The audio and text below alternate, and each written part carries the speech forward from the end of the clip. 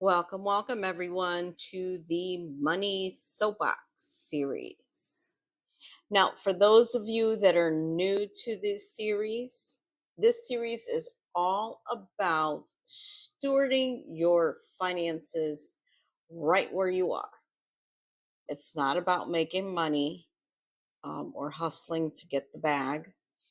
It's all about managing what you have right now.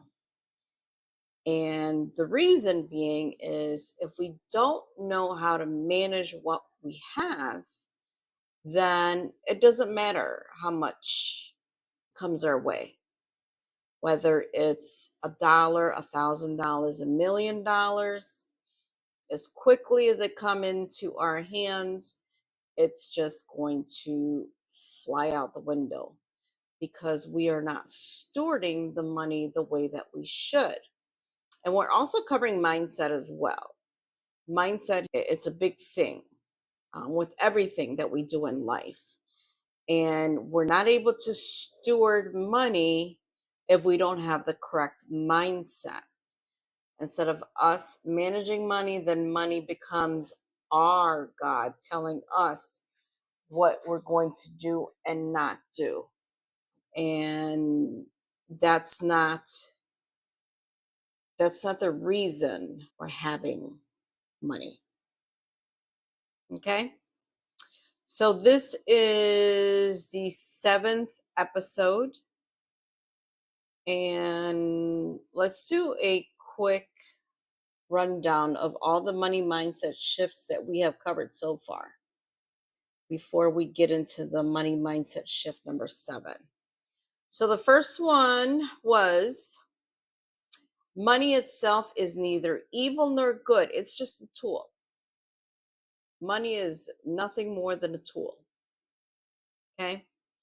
Number 2, we do not own money. We are stewards of it. Okay. Number 3 is based on Matthew 25:14-30, which states, "For whoever has will be given more, and they will have an abundance. Whoever does not have, even what they have will be taken from them." Okay. So again, it doesn't matter how much you have, it's what you do with what you have. Money mindset shift number 4 is based on Matthew 6:24. We cannot serve two masters, being God and money or God and mammon. We could only serve one or the other. Okay. Number 6, there are no shortcuts to wealth and abundance. It's all about the process, preparing us to handle abundance, to handle wealth. Okay. Because it takes a certain mindset to be able to handle a certain amount of abundance and wealth. Money mindset shift number 6. God is abundance. He's not a stingy God. So there is no poverty mindset. And that takes us to money mindset shift number 7. Money is a tool that serves a purpose. Money has a purpose. And the purpose of money is to, number 1, build his kingdom, not yours, and not the world's or the enemy's kingdom. And number 2, leave an inheritance to the generations coming behind you, to your children's children. That is the purpose of money. If you do not give money a purpose, one will be given to it. Okay? Therefore, enslaving you to money.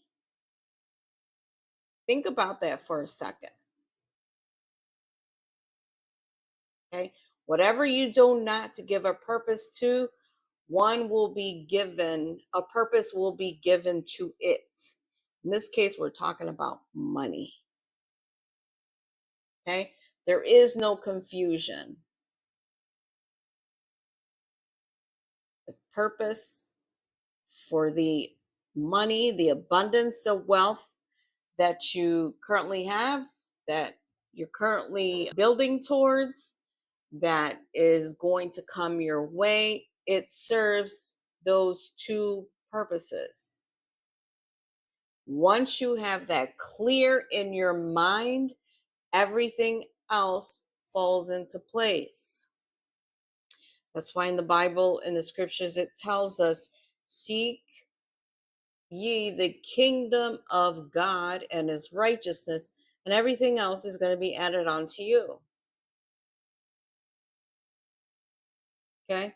You don't have to worry about yourself. You don't have to worry about your needs because it's going to be taken care of. Why? Because we learned in, let's see, which one? Number 6. God is abundance. Okay? When he blesses, he blesses abundantly. Why? Because he wants the abundance to flow through you and out into the world to build. For what purpose? To build his kingdom and to leave an inheritance. So that covers the money mindset shifts. Now, a lot of these go, actually, not a lot of these, all of these go against what we are taught about money. So you're going to have to go back and write these down, read this at the beginning of your day. Let it be clear. These money mindsets, these shifts that need to take place. Because without shifting the way we think about money, nothing else is going to change.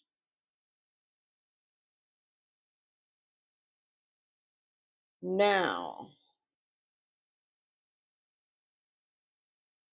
before we move on, the last thing I want to say about the mindset, the scriptures tells us to renew our minds, and we have to renew our minds, especially when we are trying to shift the way we were thinking at one point. It's going to require daily renewing of our minds. So going back to reading these daily until they become part of you.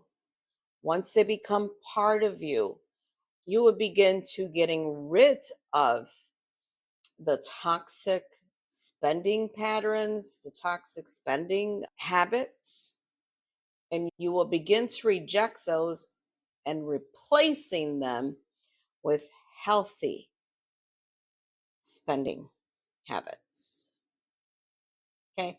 I hope that makes sense. If it doesn't, if you have any questions, you can leave a question down below in the comment section, and I will be more than happy to answer. Now, up through today, we were going through the financial detox where we froze our spending, and then we were tracking our daily spending, and then taking a look at how we're spending our money at the end of each day. So by now, 7 weeks, if you started when this series started or whenever you started the series, you should have a pretty good picture of your spending habits. Because what happens is when you freeze your spending,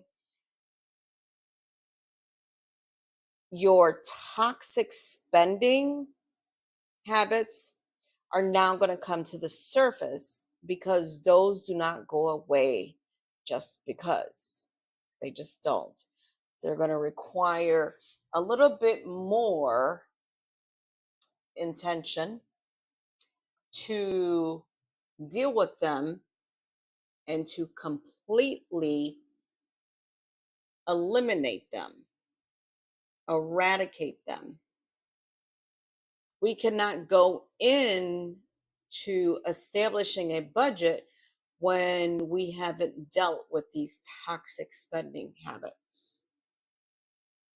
Okay? So now that you've seen the patterns, you've identified what spending might or might not be toxic. Now we're going to put them into different buckets. And you can do this in your notebook that you have dedicated for this. You can highlight it, different colors, however you want to organize them. Okay. So you want to start to take each line item and put them into a bucket. And I'll explain later why. So these are some of the buckets that you can start placing these line items. The first one is emotional spending bucket. These are things that you spend as a reaction to your emotions rather than needs. For example, retail therapy. You're buying stuff, you're stressed out, and you got to go off and buy something. Okay. Whether you're buying it to cope with stress, sadness, boredom, depression, that belongs in that bucket. Impulse buying when feeling happy and sad, same thing, along the same lines. Buying gifts excessively to seek validation. Okay. Nothing wrong with buying a gift, but maybe you overdo it on the gift because you're seeking the validation of that person. The second bucket is convenience spending bucket. So this is when you're paying extra for convenience instead of planning ahead. This is the frequent takeout, whether it's breakfast, lunch at work, or dinner. Paying for services you could do yourself, cleaning, the cleaners, taking your clothes to the cleaners, etc. The other thing that would fall into this is like those Uber rides, Lyft. The other bucket is subscription and auto payment bucket. This is a big one. Paying for things that you really don't need, or you're paying for multiple streaming services, gym memberships. You signed up at the beginning of the year, but you're not using it, or apps you don't use. That's a big one. Forgotten auto renewals that drain your account. Paying, for example, for cloud storage, 99 cents here, $1.99 monthly, that you signed up at one point and you completely forgot about it. Let's see here. This is debt and credit addiction bucket. I'm going to include this here. It's spending beyond your means and relying on debt. So remember, as you are tracking your expenses, are you paying by cash or credit card? Okay. And anything that you're spending money using your credit card, is it really a need or is it an addiction? Excuse me.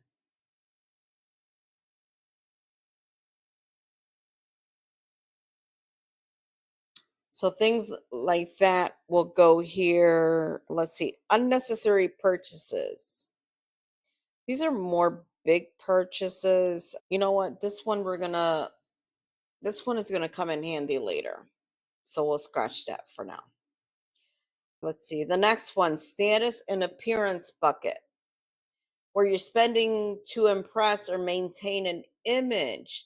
These are for those folks, they gotta have that designer bag. They gotta have those designer shoes just because they're name brand and they carry a label. Keeping up with trends just to appear wealthy. Now, this goes in line with 2 Timothy 3:5, where it says, having a form of godliness, but denying the power thereof. Okay. Just like some people put on a front of being spiritual, but then they lack true faith and transformation. You're probably thinking, well, what does that have to do with keeping up with trends and appearing wealthy? Well, it's along the same lines because many spend money to appear wealthy, but they lack the financial discipline and security that brings true wealth. Okay. So you're wearing designer clothes, but you're drowning in debt and you're broke. It's appearing to be prosperity in your life without the power of true financial freedom.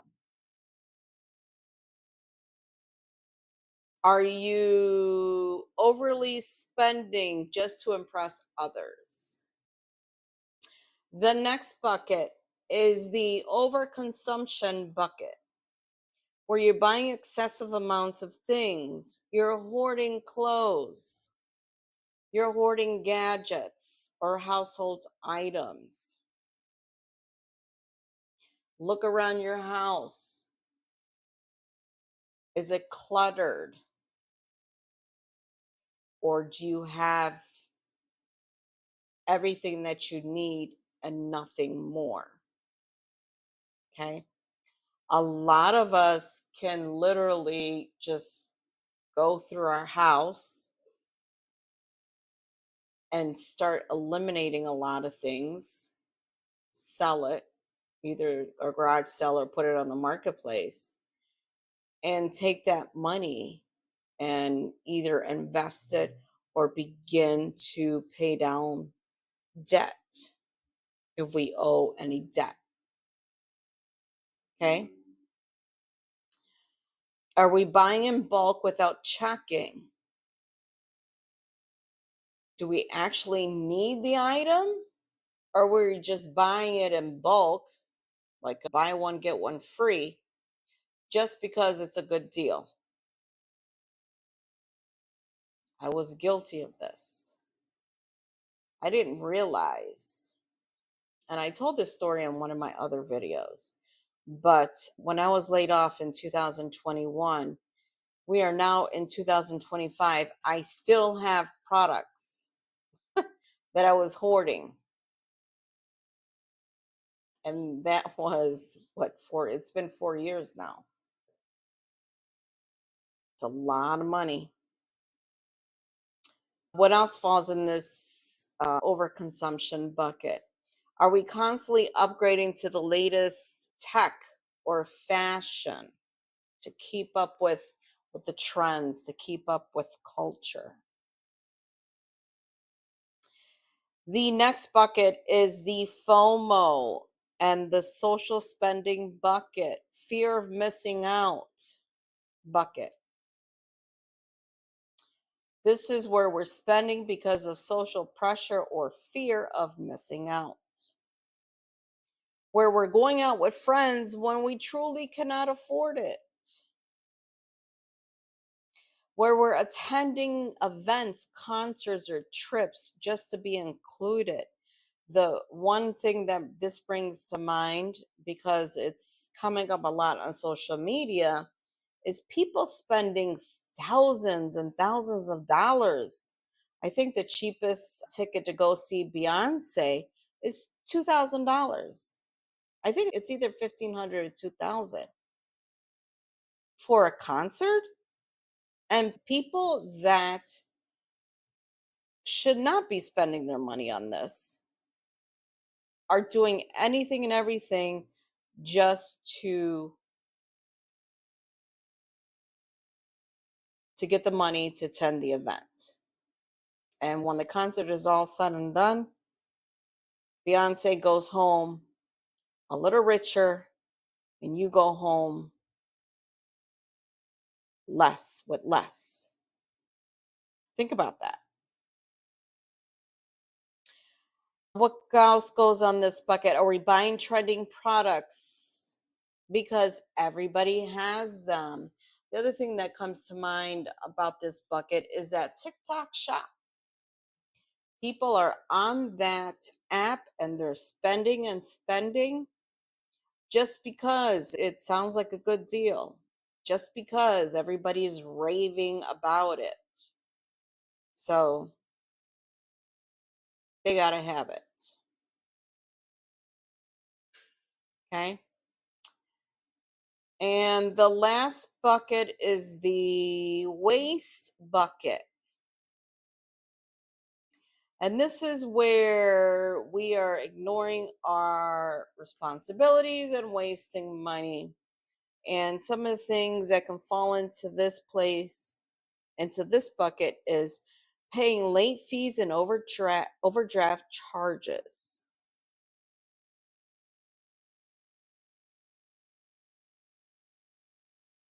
Okay.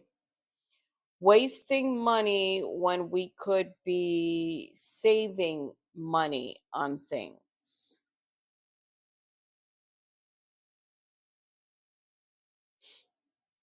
So now, why are we taking the time to do this? Because in order to break free, this is about breaking free and establishing a healthy financial lifestyle. We are establishing a lifestyle. This is not a financial diet where we do it for a short amount of time and then we revert back. We're establishing a lifestyle. So, in order to break free from toxic spending habits, we first have to identify them. That's the purpose of tracking. And then you have to name it because you can't change what you don't acknowledge. We have to call it what it is. It's toxic spending and wasteful spending. Now that we have established the buckets, next to each one, total the amount that you have spent over the last 7 weeks or over however many weeks you started this. Put a dollar amount next to each bucket. Then pause. Take a hard look at that number.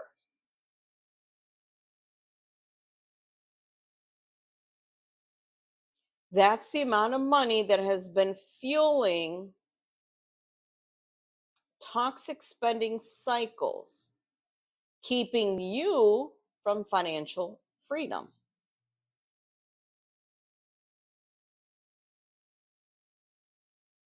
Now that you've pressed pause, you've called the behavior out. You see it, you can't deny it, it's on paper. Now you have a decision to make. Nobody can force you to make a decision. You have a decision to make that only you can make.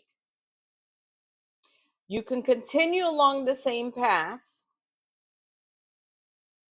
or you can make a change. So we're on this journey. Now it's time to make a decision. Are you going to continue doing what you've been doing up until now? Or are you ready to make a change? Now comment below with any other spending buckets that you've uncovered in your own habits, because this is going to look different for everybody. And how much is it costing you? You can do each bucket individually. You can add up all of the buckets all together. Or better yet, consider how much of that money you could have sown into the kingdom of God,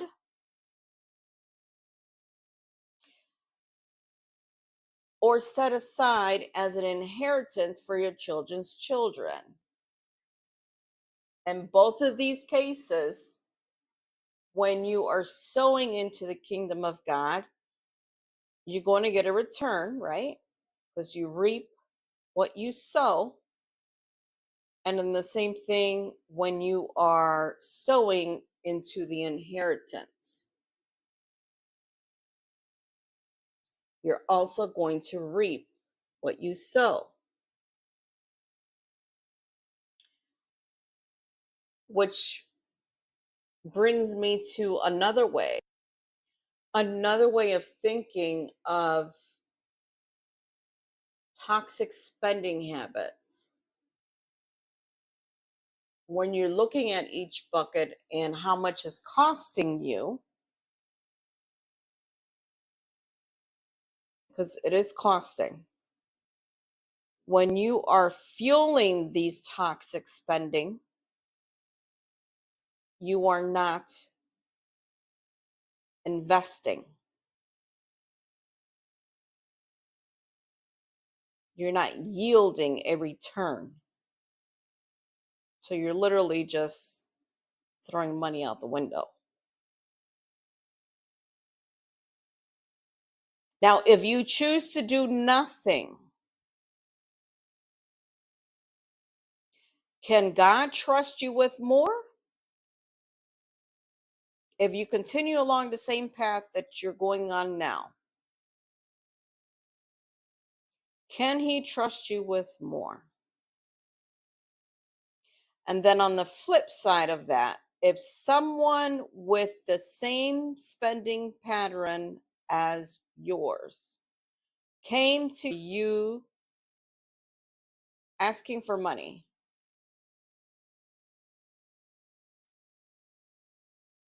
could you trust them with your money?